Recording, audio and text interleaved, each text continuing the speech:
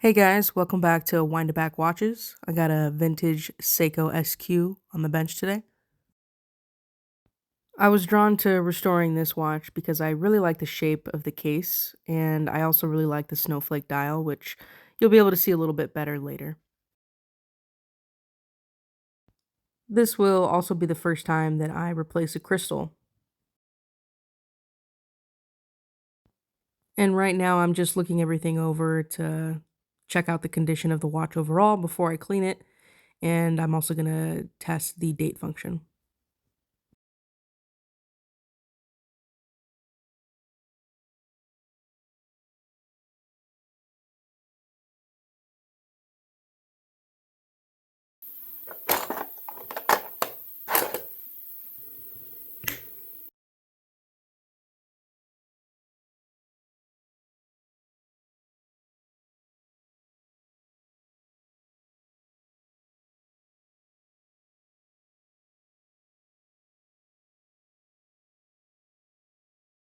And right off the bat, I was concerned that the coil might be damaged. It looked like there was a loose wire on the top right corner here.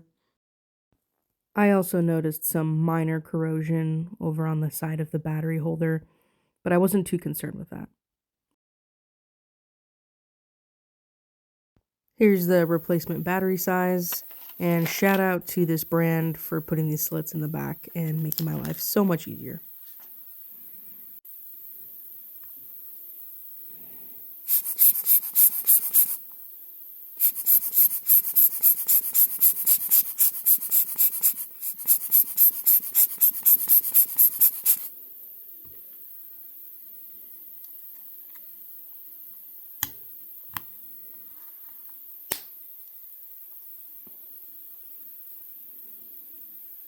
And it's working great.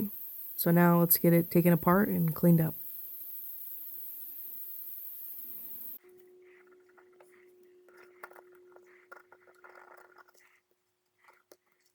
Normally, this part of the pre-cleaning before placing in an ultrasonic takes off a lot more of the crud around the case, but you can see that it's pretty baked on there.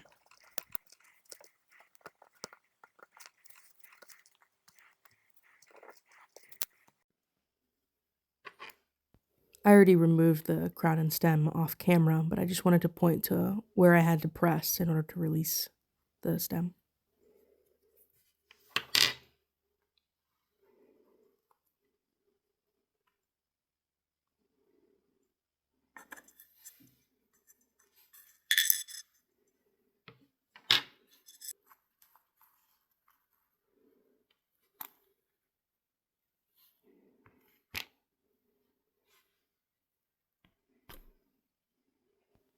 The scratches on this crystal were too deep to fix with Polywatch, and there was also a small chunk missing on one of the corners.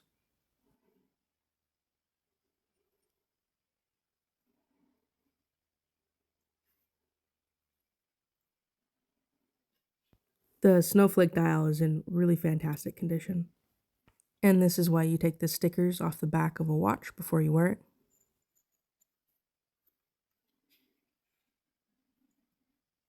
There was also a little bit of green around the edges of the case back.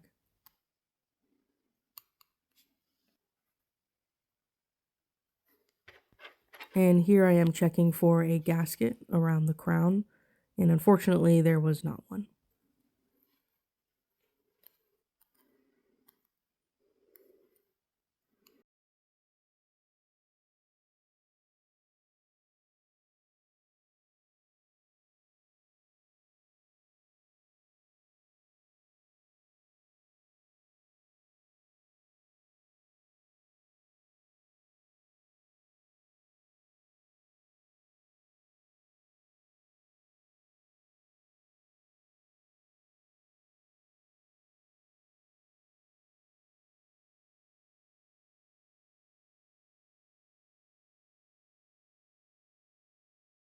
And during my inspection, I noticed there was still some of the old crystal cement from the last crystal.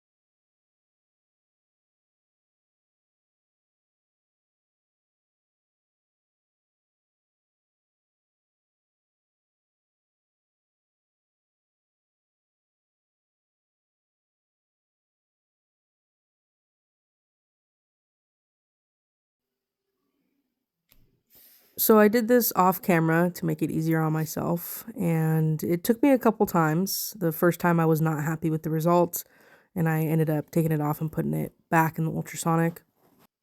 After doing some research in a few watch forums, realized that the glue squeeze out is normal part of the process, and you should wait an appropriate amount of time before going ahead and scraping it out, and it comes off pretty easily and without issue.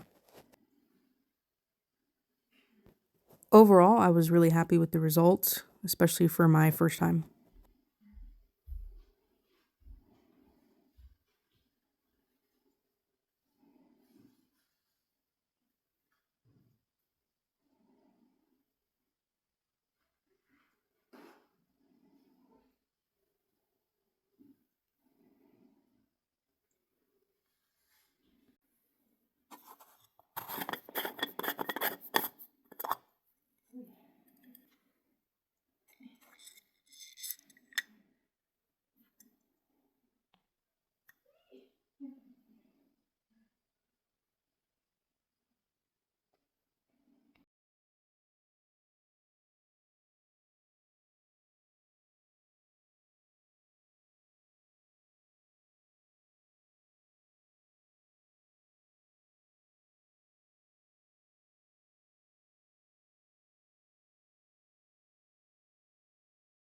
Normally, when you put the crown and stem back in a movement, it clicks right back into place. But on this particular one, I actually had to press right here once again in order to get it to seat back in.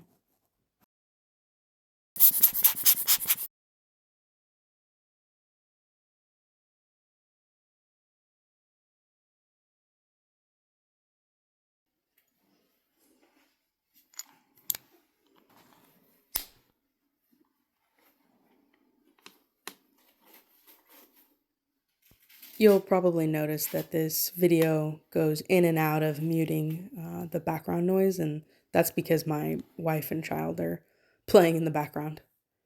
I personally like watching videos with a little bit of ASMR background. I don't know that I necessarily want to just play music in my videos, but let me know what you guys prefer. Overall, I was really happy with how this watch turned out, and I learned a few things along the way with this one as well. Thanks guys for watching, and I'll catch you on the next one.